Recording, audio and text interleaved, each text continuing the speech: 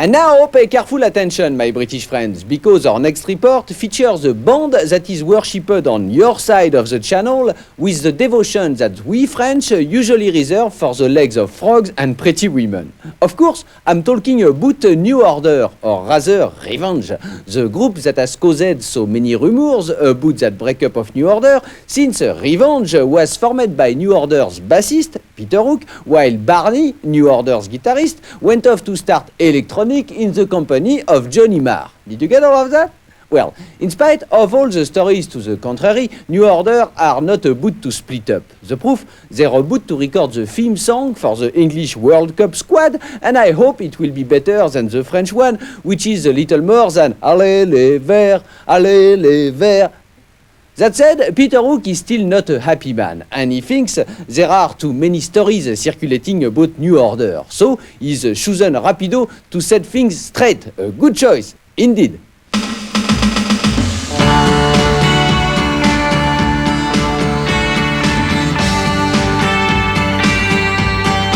Peter Hook is a veteran of more than one Manchester music explosion, with Joy Division, New Order, and most recently with Revenge. Now, with Manchester crawling with journalists writing features about its latest musical boom, Peter escaped to Paris to tell us about his new project. Basically, we've all got to the point where I think we just needed a little bit more stimulus. We needed to get stimulus from somewhere else. And, Bernard's found his, and I found mine. I'm going to go all red now. And Steve and Gillian have found theirs. I mean, it's just a change as good as a rest. I mean, we've certainly no intention of, giving up on New Order, which is what everybody seems to think. Ask me, why won't you ask me? I can't Recently, Factory Supremo Tony Wilson was stirring as usual, telling The Face magazine and anyone else who'd listen that New Order were just cashing in on the Joy Division legend and on Ian Curtis's death. But Peter Hook is used to this. Knowing Tony Wilson the way that I do, I can imagine him saying it anyway, because he can be a bit of a callous when he wants to. But, I know it's rubbish because I know how much Tony loved Ian, how much we all loved Ian. It's just journalistic license, don't you call it?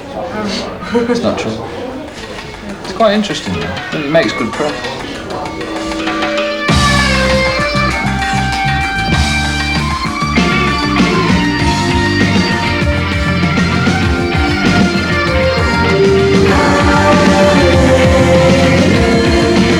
You don't need Rapido to tell you that the Manchester scene is where it's happening at the moment. Just look at the success of bands like Happy Mondays, the breakthrough from cult status of The Fall, and of course the huge hullabaloo surrounding Rapido's favourite amateurs, the Stone Roses. Manchester's always been important to me, and I've always felt that musically it was very, very, very good as a town. And I think that this Manchester thing that's come about now is just basically the press wanting to write about something. It's boring. To me, it's boring, because I've lived there and I know how good it is. You've got the Hacienda, we've done the Hacienda, we've done whatever we've done there, and we've done it from Manchester. And so, to me, it's just the rest of the world catching up with you.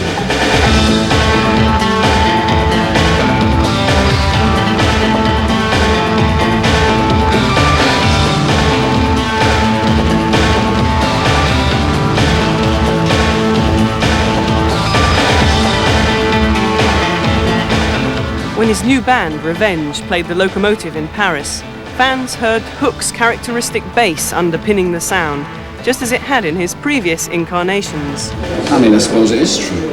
I don't really hear many people that play the way that I do. I suppose you would say it's recognisable. As to whether it exemplifies the sound of either of them, I don't think that's specifically true. I think it was with Joy Division and New Order, it's the combination that makes the groups interesting, special. It's certainly not down to the bass player. And it's the same for you, I'm sure. And though now it seems like never, you just hurt me more and more. And nothing ever lasts forever. It's the same for you, I'm sure. It's Boys' Own Fantasy time this week. First, Lloyd Cole wants to produce Bob Dylan, then it's New Order to write England's World Cup anthem. We're doing the World Cup theme in England. We don't know whether that's going to happen yet or not. We're recording at the end of February, doing a single. And then towards the end of the year, we hope to do our next LP. So that's it. And what I'm doing and what Bernard's doing and what Steve and Gillian are doing is designed to fit in around that. So we still don't know whether it's going to work or not. You live in hope.